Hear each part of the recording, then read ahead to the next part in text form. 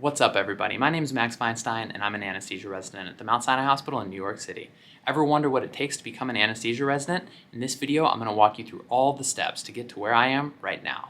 If you find this video interesting or helpful, I'd really appreciate it if you liked it and subscribe to the channel. Let's dive in.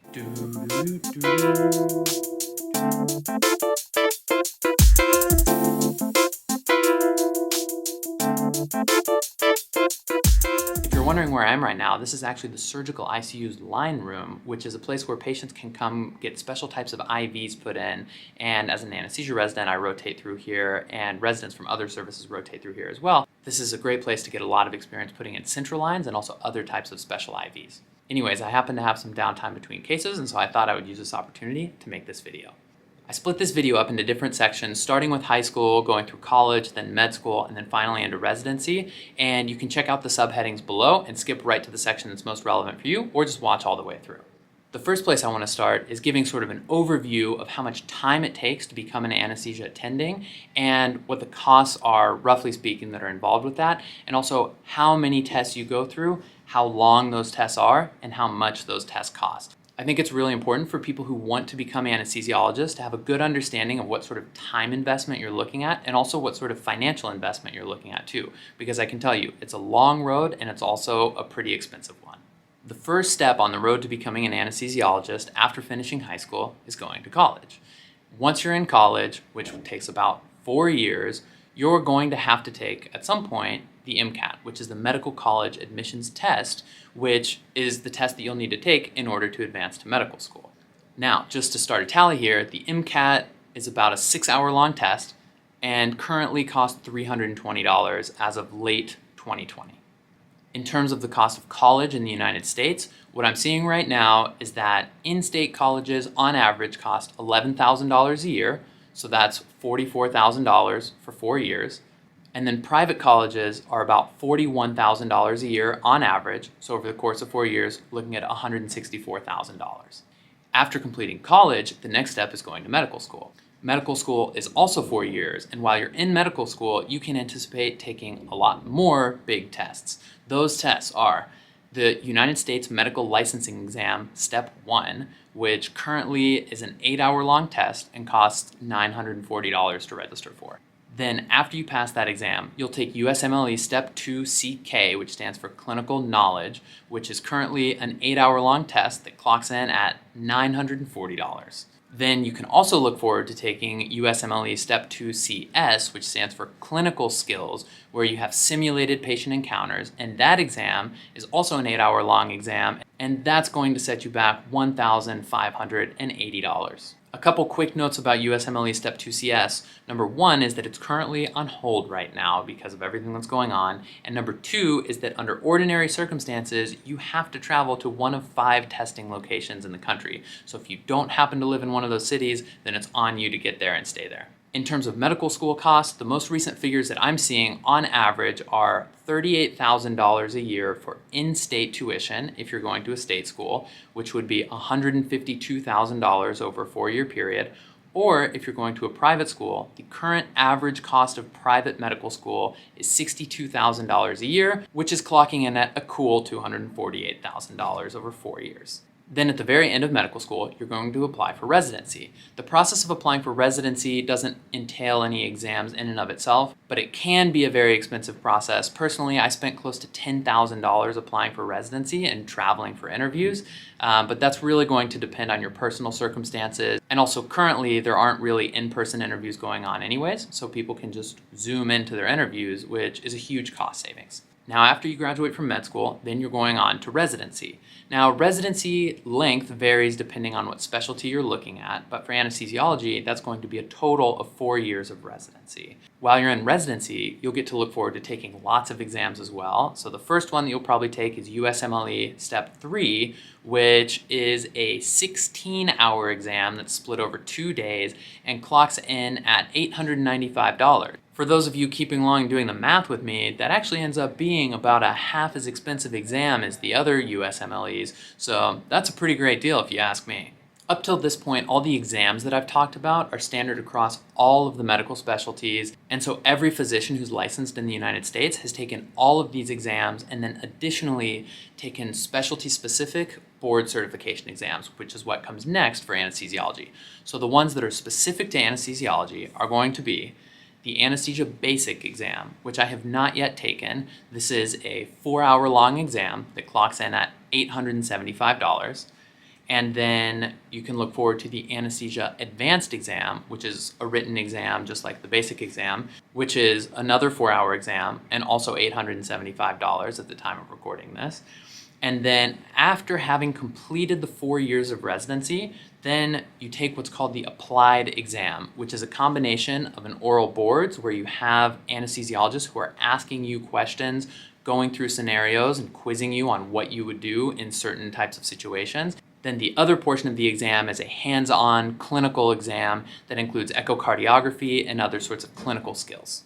The Anesthesia Applied exam clocks in as the least cost-effective exam, being only a total of 2 hours and costing $2,400. I also just want to point out that like USMLE Step 2 CS, you have to travel to a specific location for the Anesthesia Applied exam, which right now is North Carolina. As far as cost of being in residency, you actually get paid to be in residency in the United States and most other countries in the world. I wasn't able to find any specific figures about what average pay is, but when I was interviewing, pay was anywhere between $55,000 and say $70,000 a year, depending on what city. So on average, maybe $60,000 a year over the course of 4 years for a total of $240,000. So for our total tally, after graduating high school, you can expect to spend at least 12 years going through college, medical school, and residency, although realistically, a lot of people end up taking a gap year in between college and medical school. Some people, including myself, take time off during medical school to do research, and some people end up doing fellowships after they've graduated from residency, which in anesthesia, all of the fellowships are 1 year. However, there are some fellowships that people like to do together, which would be an additional 2 years of training.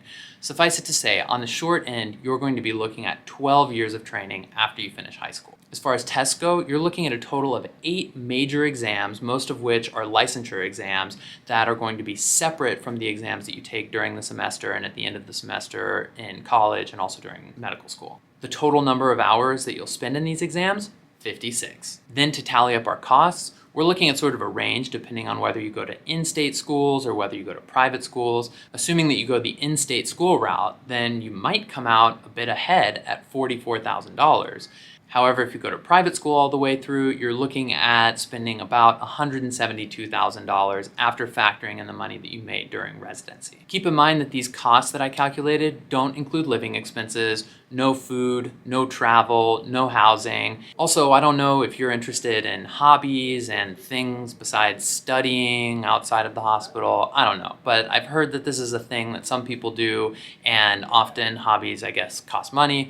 For the vast majority of people becoming physicians in the United States, this money comes from loans that people take out for college and also for medical school, and maybe start paying back during residency, but mostly start paying back once they become attending physicians. Assuming that you finish college around 21 years old and you go directly into medical school and take no time off, and you make it all the way through training and you don't do a fellowship, then you can assume that you'll have your first job as an attending anesthesiologist at the age of 33.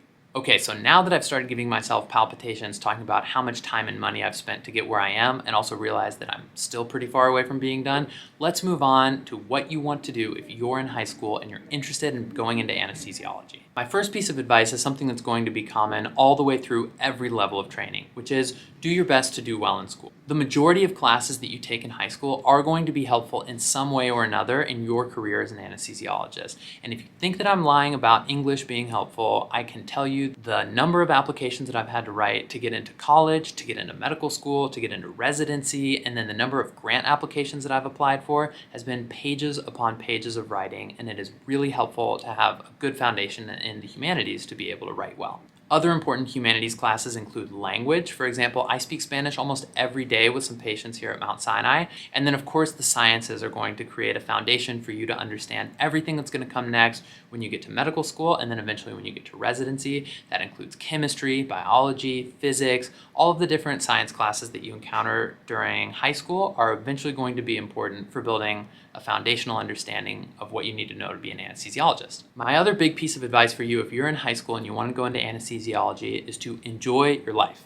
Do the sports that interest you, do your extracurricular activities that interest you, because when you eventually apply for residency, not only are they going to see somebody who excelled in school, but they're also going to want to see you as a person who has interests and hobbies and that you have cool things that you can talk about, because I can tell you when you're doing a 24-hour call and it's late at night and there's nothing going on and you're hanging out with your co-residents and your attendings, there's got to be something that you're going to talk about besides all of the studying that you've been doing for the 12 years prior to becoming an anesthesia attending.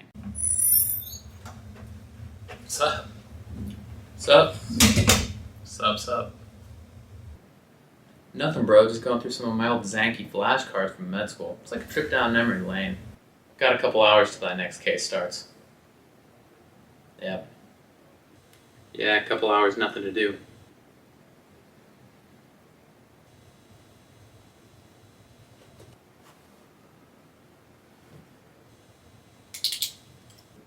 You, into sports? Nah. Music? Nah. Politics? Nah. Yeah, bro, me either.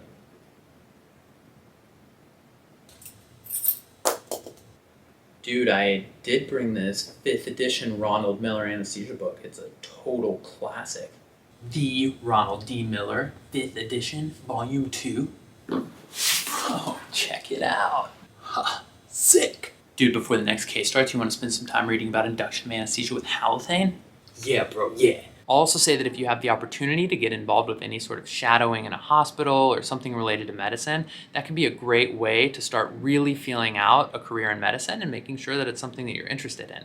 It also happens to look nice on your CV if you have some experiences in healthcare, especially a little further down the road when you start applying for medical school, because the medical school admissions committee is going to want to make sure that you know that a career in medicine is the right choice for you. Let me clear up a misconception that you might have about what you have to study when you're in college. A lot of people are under the impression that when you go to college, you have to major in biology, you have to do 10,000 hours of volunteer work in a hospital, and essentially be a doctor by the time you're done with college. Well, that is definitely not the case, because medical school is when you're going to start becoming a physician, and then residency is going to be where you hone in all of your specialty skills. As far as your career in medicine is concerned, the only thing that you have to do in college is take the required prerequisite courses to get into medical school. And so that ends up being 2 semesters of general chemistry, 2 semesters of organic chemistry, 2 semesters of physics, and 2 semesters of biology. Most medical schools also require that you've taken some amount of English and you've also taken some amount of math. That'll vary depending on medical school. But that all being said, it's very doable to go to college and get a degree in whatever you want, whether it has anything to do with science or not, and then also take the required pre-med classes, and then you'll be ready to take the MCAT and apply for medical school. Personally, I ended up double majoring in philosophy and neuroscience, and my neuroscience degree was a Bachelor of Arts, which was very heavy in the humanities, and I ended up taking my pre-med classes as well and ended up in med school just the same and had a great time doing it with my 2 humanities degrees.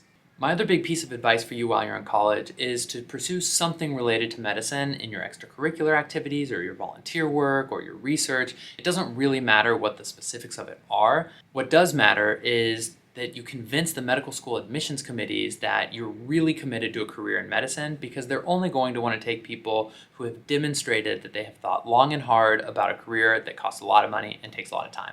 Yes, thanks for coming to interview at our medical school. I was looking through your application and I'm very impressed with the grades that you've gotten during college and your MCAT score.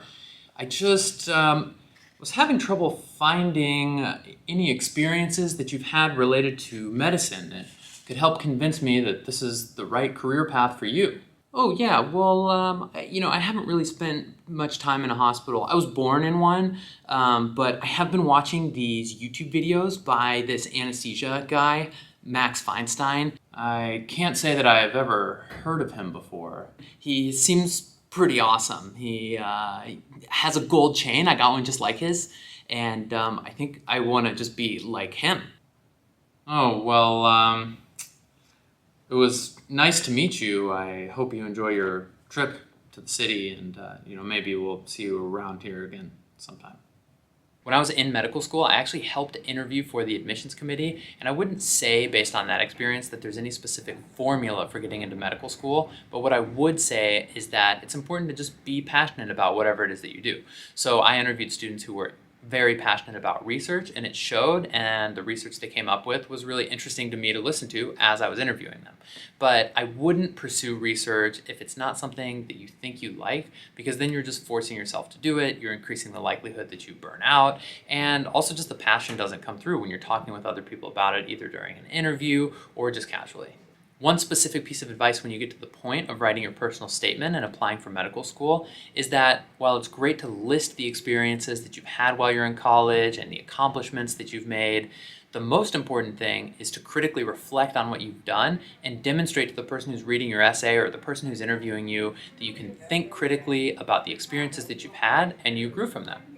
Nobody who's interviewing you for medical school expects that you'll have invented some novel therapeutics or solved some crazy mystery in medicine, but what they do want is somebody who has growth potential, who can think critically, who can reflect on what they've gone through, and then learn from those experiences. Lastly, I'm just going to state the obvious and say that it's really important to get the best grades that you can during college and also do as well as you can on the MCAT. These are really going to help you out when you apply for medical school.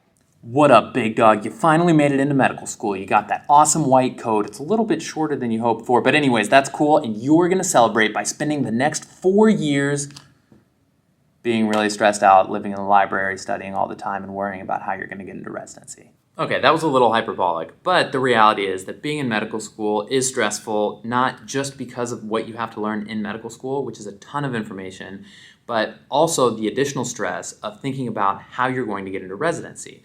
I'd say probably most medical students spend all of med school anticipating applying for residency and at least in the back of their mind wondering what should they be doing in order to be a competitive applicant. Personally, when I was in medical school, it seemed like a lot of people were trying to look for research opportunities and volunteer opportunities to put together sort of the perfect application for residence. And now as a resident, especially interacting with a lot of medical students, I get a lot of questions about what someone can do to make their application more competitive as they're applying for residency. Obviously, the specifics are going to depend on what type of specialty you're applying for and also what your career aspirations are, but I would say that there is no better resource for figuring out what's important for your residency application than looking at the NRMP Program Directors Survey, which is done every couple of years, and I've included a link in the description below. I highly recommend you check out this document, and I'm going to share with you some of the highlights from it. So program directors for anesthesiology in 2020 ranked the following factors as among the most important when they're considering who to invite for an interview. Those are Step 1 score, which obviously is going to change eventually because that's being transitioned to a pass-fail system. Not surprisingly, Step 2 CK is on here, and I have to imagine this is going to become even more important over time given the change in Step 1 scoring. Next up are recommendation letters, which are of course very important, and you'll get these as you go through anesthesia rotations, and also it's great to have a recommendation letter from a surgery attending and maybe one from an internal medicine attending. Anesthesia is very interdisciplinary. You're going to be collaborating a lot with surgeons, and a lot of our knowledge base overlaps considerably with internal medicine, so these are great recommendation letters to have as well. Then the other point that I want to highlight is the dean's letter, which is the overall letter that your dean at your medical school will write for you, and this is a cumulative letter that talks about your highlights in medical school. I also want to point out some factors that program directors indicated were not quite as important as a lot of medical students think that they are, at least for program directors in anesthesiology, and those are research, expressing interest in an academic career, and volunteering. Not to say that these aren't important, and I'm definitely not saying that you shouldn't do these. I think as a general rule, you should always pursue whatever interests you, but I'm just pointing out that these aren't at the top of the list for what program directors look for, so if you're trying to figure out how to make your application stronger, I wouldn't just go start doing volunteer work because you think that's what somebody else wants to see. I would only recommend doing it if you actually want to do volunteer work. My takeaway from this program director survey is that the most important things that you can focus on in medical school are getting great grades and making sure that you have great interactions with people in the hospital that your attendings will see and they'll write about in your letter and will vouch for you as being a great budding physician. I would also strongly encourage you to continue pursuing any outside interests that you have during medical school, whether they're directly related to medicine or not. One, this is incredibly important for your own mental well-being because medical school is long, it's very stressful, and thinking about residency is stressful. So you need to be doing things that are enjoyable for yourself. And then the other thing is when you think about actually sitting down for an interview with a program director and you start talking about your application and the program director is interviewing dozens or hundreds of people, and all of them have rotated through anesthesiology before and can talk about their interest in anatomy and physiology and relieving people's pain, which are all very important parts of becoming an anesthesiologist. But it's also important to have other aspects of your life that you can talk about in your interviews. These are the kinds of things that would show that you're a well-rounded person, somebody who has some outside interests, at least as many as one could hope for in medical school, and someone who would be fun to hang out with in case you get stuck on a long 24-hour call. Also, just a quick note on doing research in anesthesiology. A lot of people who go into anesthesia make that decision during their third year of medical school, or sometimes even during their fourth year of medical school, because it's not something that you get exposure to early on, which means that anybody who's been doing research won't necessarily have any research specific to anesthesiology. Now, I'm not a program director, I don't make decisions about this sort of thing, but I do think that it's totally fine to have research in other fields. And if you're interested in research and you happen to have some in anesthesia, that's great. But if not, nobody's going to fault you for having a bunch of radiology research. If anything, the program director is going to reach across the table, pat you on the back, and tell you good job for seeing the light and picking the best career in medicine. As far as how to succeed in anesthesia residency, I guess check back in a couple of years and hopefully I'll have completed residency successfully and can share some tips. But for the meantime, I'm just going to keep doing what I always do, which is just study a lot. Well, I hope you found this video helpful, and I don't mean to scare anybody with the cost or the amount of tests that you have to go through, but it can be intimidating to think about the career path for becoming an anesthesiologist, so it's really important to know what you're signing up for from the outset. Overall, it's been an extremely rewarding career path for me, and I'm not even done with my training. I have had a lot of challenges along the way. I have learned a lot about myself. I have had a ton of very meaningful interactions with patients, with their families, with my colleagues, and overall, it's an enormous privilege to be somebody's physician. They really put their life in your hands, especially as an anesthesiologist, when they're asleep and you are controlling their physiology for them during surgery. I would highly encourage you to consider a career in anesthesiology and just make sure that you know what you're signing up for because it's a long road and there's a lot that's involved with it, but at the end of the day, it's totally worth it.